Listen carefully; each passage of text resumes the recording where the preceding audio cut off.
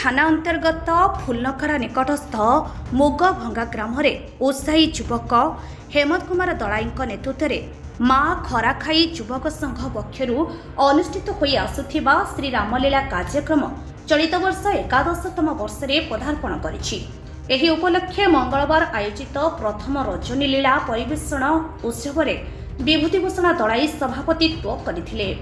CMC 59 नंबर वार्डर corporator Mamata Mahanti, आध्यात्मिक स्तंभकार श्री सन्यासीजी, कटक नगर बीजेपी उपसभापति Swadhincheta Mahanti, live live Odia channel managing director Titan Sahu, सांबादिक अमूल्य कुमार बारिक, सुधीर कुमार पट्टनायक, आंचलिक शांति कमिटीर संपादक सुरेंद्र महापात्र, अजय कुमार दास, विचित्रानंद दलाई, भाग्यधर दलाई, शरद कुमार दलाई प्रमुख अतिथि भावे जोगदे कहिले जे रामलीला रे परिवार बापा माँ भाई स्त्री पुत्र आदि विभिन्न चरित्र विषय रही।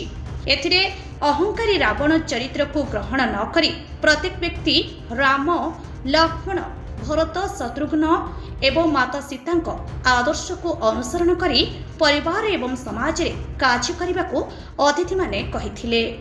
प्रथम रात्रि रे आठगड़ अंचल धुरुसिया रामलीला समितिर कलाकार माने लीला परिवेषण करथिले।